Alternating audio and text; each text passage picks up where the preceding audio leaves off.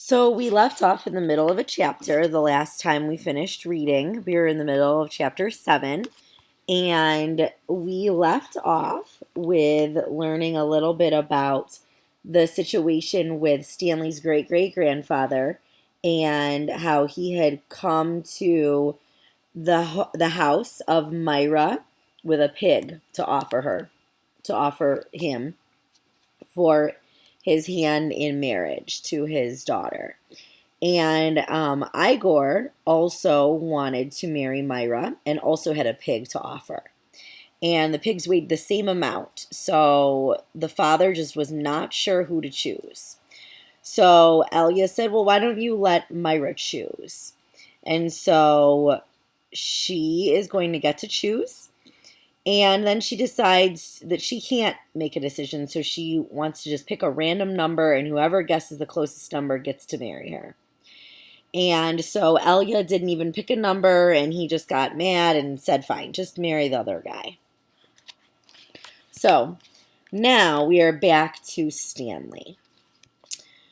The next time the water truck came, it was driven by Mr. Pendanski, who also brought sack lunches.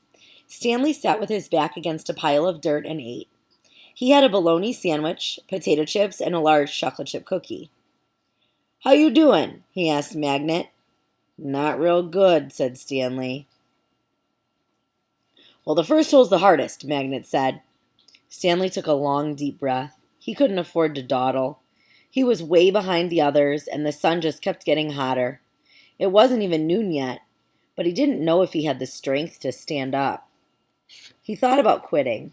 He wondered what they would do to him. What could they do to him? His clothes were soaked with sweat. In school, he had learned that sweating was good for you. It was nature's way of keeping you cool. So why was he so hot? Using his shovel for support, he managed to get to his feet. Where are we supposed to go to the bathroom? He asked Magnet. Magnet gestured with his arms to the great expanse around them.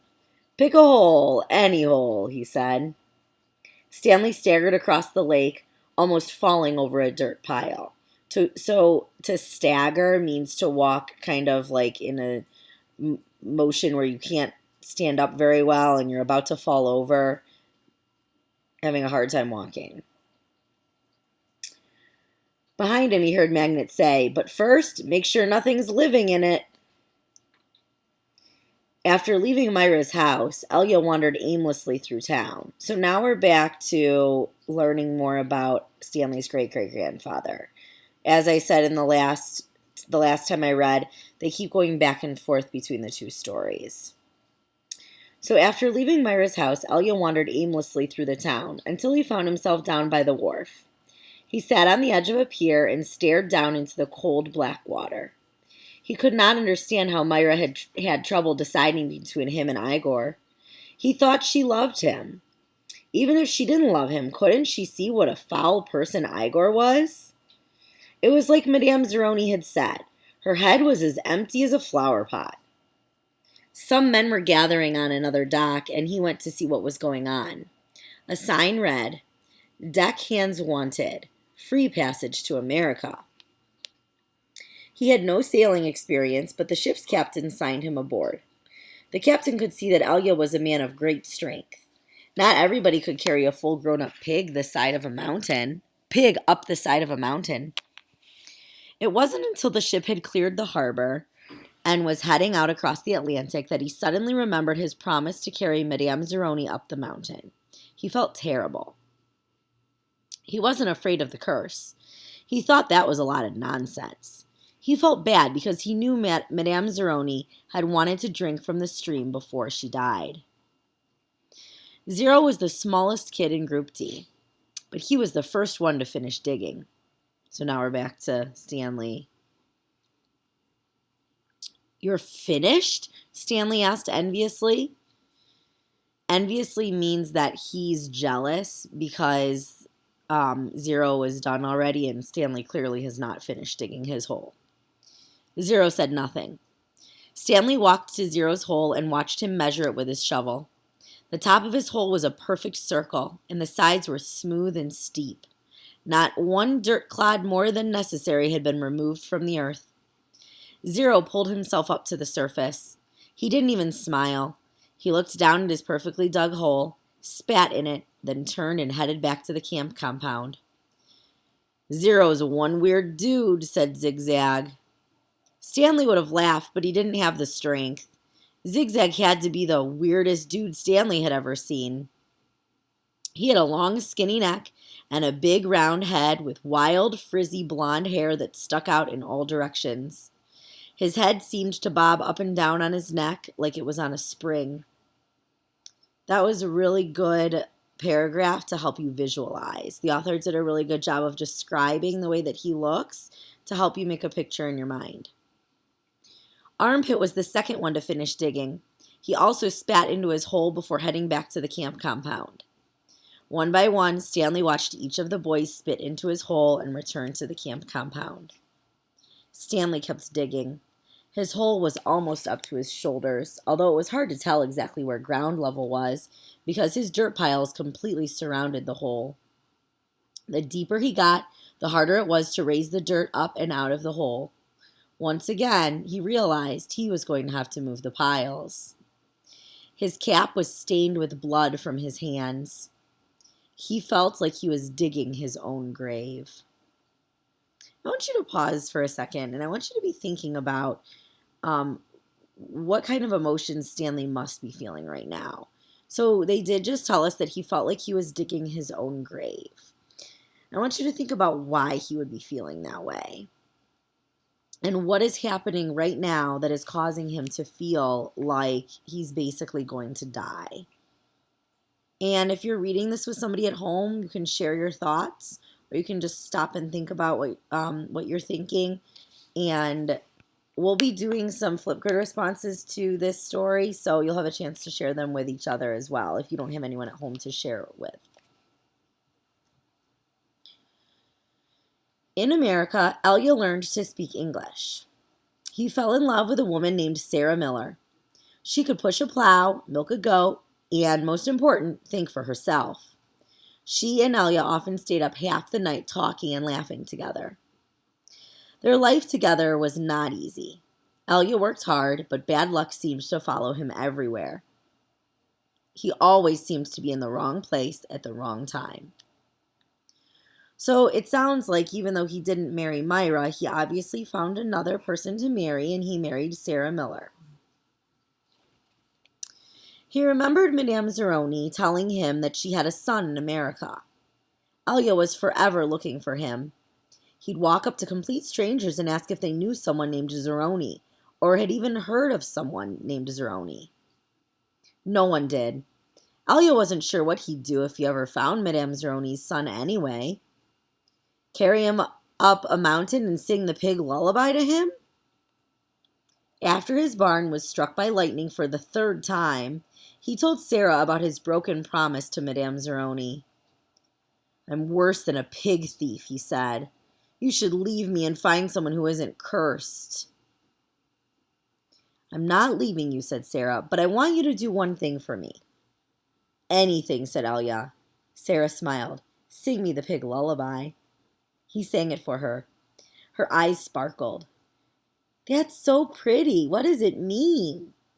Elia tried his best to translate it from Latvian into English, but it wasn't the same.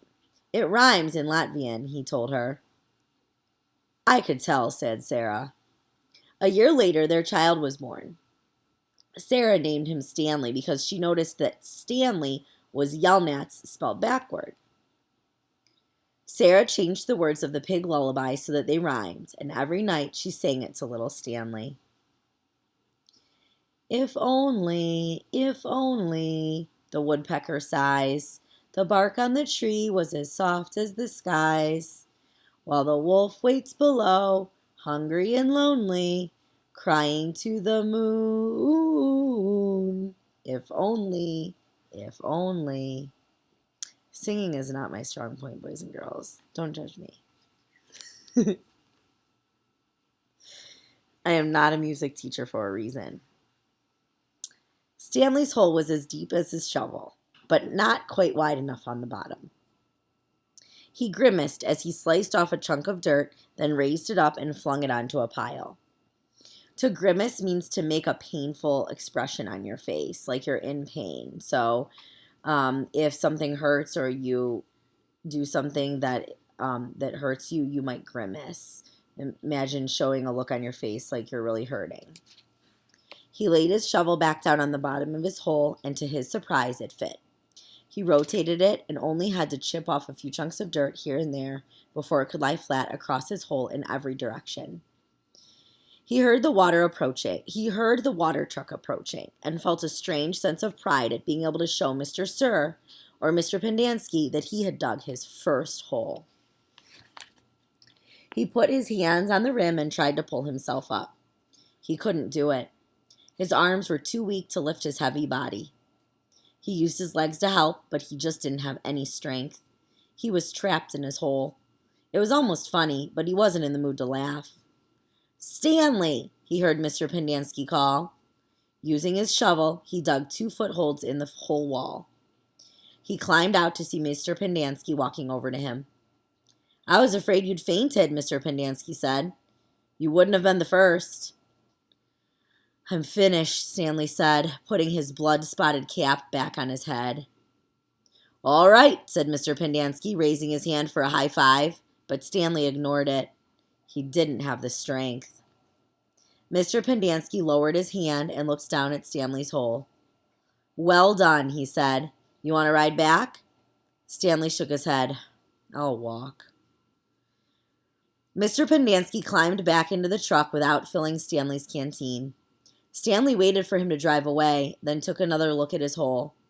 He knew it was nothing to be proud of, but he felt proud nonetheless. He sucked up his last bit of saliva and spat. So I want you to think about why he refused the ride that Mr. Pendanski offered him. Why he may have chosen to walk back to the camp compound despite the fact that he was exhausted and didn't even have the strength to give a high five to Mr. Pendanski and could barely pull himself out of the hole.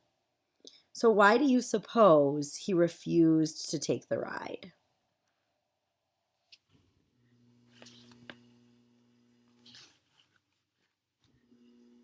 Some thoughts that I have could be that he felt too prideful, that he didn't want to make it seem like he couldn't handle this, that he didn't want to make it seem like he was a wuss, that he needed help from them, that he wasn't tough enough to do it on his own. He might have just been really angry at that moment for what he just had to do and the fact that he was the last one to do it and didn't even want to take the ride. He just wanted to be basically pout about it and walk back on his own. And you may have some other ideas as to why he refused the ride. Okay, Chapter 8. A lot of people don't believe in curses. A lot of people don't believe in yellow-spotted lizards either, but if one bites you, it doesn't make a difference whether you believe in it or not. Actually, it is kind of odd that scientists name the lizard after its yellow spots. Each lizard has exactly 11 yellow spots, but the spots are hard to see on its yellow-green body. The lizard is from 6 to 10 inches long and has big red eyes. In truth, its eyes are yellow, and it is the skin around the eyes which is red, but everyone always speaks of its red eyes. It also has black teeth and a milky white tongue. Looking at one, you would have thought that it should have been named a red-eyed lizard or a black-toothed lizard, or perhaps a white-tongued lizard. If you've ever been close enough to see the yellow spots, you are probably dead. The yellow-spotted lizards like to live in holes, which offer shade from the sun and protection from predatory birds. Predatory birds are birds that would want to eat the yellow-spotted lizard. A predator is an animal that eats another animal. Up to 20 lizards may live in one hole. They have strong, powerful legs and can leap out of very deep holes to attack their prey. They eat small animals, insects, certain cactus thorns, and the shells of sunflower seeds. So you might be wondering, Why are they teaching us about yellow-spotted lizards? Why would we care to learn all this about them? And I think that as we read, we'll find out more as to why that's important. And you may even be curious on your own and want to look up pictures of yellow-spotted lizards. Just make sure that you got permission from your families at home if you're wanting to look anything up online, making sure that they're okay with it before you do that. And maybe you can even ask them for help, and they can help you look it up, because I know I'm kind of curious to learn a little bit more about them now after reading this book. So we're actually going to stop right here. I'm not going to, well, let me see here. We'll read one more chapter. We'll read chapter 9. It's only a few pages. Okay. Stanley stood in the shower and let the cold water pour over his hot and sore body. It was 4 minutes of heaven. For the second day in a row, he didn't use soap. He was too tired. Ugh. There was no roof over the shower building, and the walls were raised up 6 inches off the ground, except in the corners. There was no drain on the floor. The water ran out under the walls and evaporated quickly in the sun. He put on his clean set of orange clothes. He returned to his tent, put his dirty clothes in his crate, got out his pen and box of stationery, and headed to the rec room. A sign on the door said Rec Room. W-R-E-C-K. Spelled rec like this.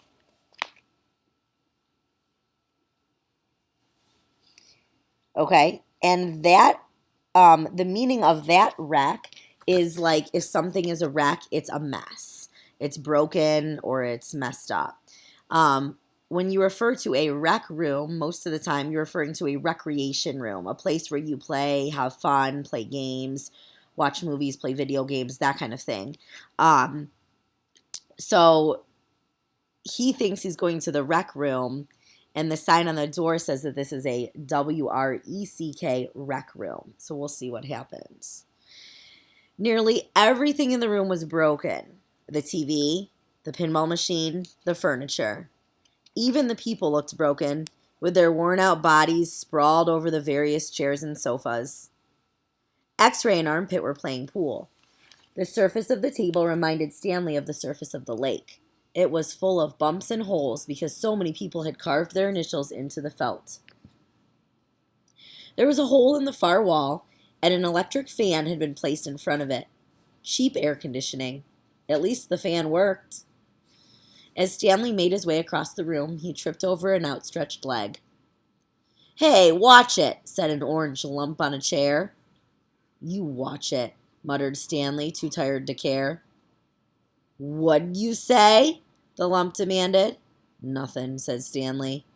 The lump rose. He was almost as big as Stanley and a lot tougher. "You said something." He poked his fat finger in Stanley's neck. "What did you say?" A crowd quickly formed around them. "Be cool," said X-Ray. He put his hand on Stanley's shoulder. "You don't want to mess with the caveman," he warned. "The caveman's cool," said Armpit. "I'm not looking for trouble," Stanley said. "I'm just tired, that's all." The lump grunted. X-Ray and Armpit led Stanley over to a couch. Squid slid over to make room as Stanley sat down. "Did you see the caveman back there?" X-Ray asked. "The caveman's one tough dude," said Squid, and he lightly punched Stanley's arm. Stanley leaned back against the torn vinyl upholstery. Despite his shower, his body still radiated heat. "I wasn't trying to start anything," he said. The last thing he wanted to do after killing himself all day on the lake was to get in a fight with a boy called the Caveman. He was glad X-Ray and Armpit had come to his rescue. "Well, how'd you like your first hole?" asked Squid. Stanley groaned, and the other boys laughed. "Well, the first hole's the hardest," said Stanley. "No way," said X-Ray. "The second hole's a lot harder. You're hurting before you even get started. If you think you're sore now, just wait and see how you feel tomorrow morning, right?" "That's right," said Squid. "Plus the fun's gone," said X-Ray. "The fun?" asked Stanley. "Don't lie to me," said X-Ray. "I bet you always wanted to dig a big hole, right? Am I right?" Stanley had never really thought about it before, but he knew better than to tell X-Ray he wasn't right. Every kid in the world wants to dig a great big hole, said X-Ray. To China, right? Right, said Stanley. See what I mean, said X-Ray. That's what I'm saying. But now the fun's gone, and you still got to do it again, and again, and again. Camp Fun and Games, said Stanley. What's in the box? Asked Squid. Stanley had forgotten he had brought it. Paper. I was going to write a letter to my mother. Your mother? Laughed Squid. She'll worry if I don't. Squid scowled. Stanley looked around the room. This was the one place in camp where the boys could enjoy themselves. And what did they do? They wrecked it. The glass on the TV was smashed as if someone had put his foot through it. Every table and chair seemed to be missing at least one leg. Everything leaned. He waited to write the letter until after Squid had gotten up and joined the game of pool. Dear Mom, today was my first day at camp, and I've already made some friends.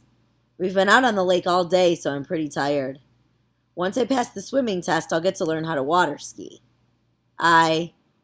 He stopped writing as he became aware that somebody was reading over his shoulder. He turned to see Zero standing behind the couch. I don't want her to worry about me, he explained. Zero said nothing. He just stared at the letter with a serious, almost angry look on his face. Stanley slipped it back into the stationery box. Did the shoes have red X's on the back? Zero asked him. It took Stanley a moment, but then he realized Zero was asking about Clyde Livingston's shoes. Yes, they did, he said. He wondered how Zero knew that. Brand X was a popular brand of sneakers. Maybe Clyde Livingston made a commercial for them. Zero stared at him for a moment, with the same intensity with which he had been staring at the letter. Stanley poked his finger through a hole in the vinyl couch and pulled out some of the stuffing. He wasn't aware of what he was doing. Come on, caveman, dinner, said Armpit. Coming, caveman, said Squid. Stanley looked around to see that Armpit and Squid were talking to him. Sure, he said. He put the piece of stationery back in the box, then got up and followed the boys out to the tables. The lump wasn't the caveman. He was. He shrugged his left shoulder. It was better than Barf Bag. So it sounds like that's the nickname the boys have given to Stanley. Because as we've learned in the story so far, it seems like all of the boys have nicknames. And they don't call each other by their real names. They call each other by their nicknames. And the nicknames don't usually seem like very nice names. So Stanley probably thinks Caveman's a pretty cool name, especially compared to some of the others that some of them have, like Armpit and Squid and Barf Bag. But one of the things that I'm wondering about, and you maybe as well, that I want to keep in mind is why Zero seems to look so angry at Stanley when he read the letter that he was writing to his mom over his shoulder. I wonder if there's any significance to that and to why he may have been feeling angry. And you may be wondering other things. Remember, one of the strategies that we have learned this year is that as we read, we wonder. And wondering helps us to make sense of what we're reading. It helps us to think about what's happening. And sometimes when we wonder, we wonder because we're confused about something. And we can go back in the story to maybe figure out what it is that we're confused about. Or we can just keep it in the back of our minds. And as we read further, the story may help clarify any confusion that we have.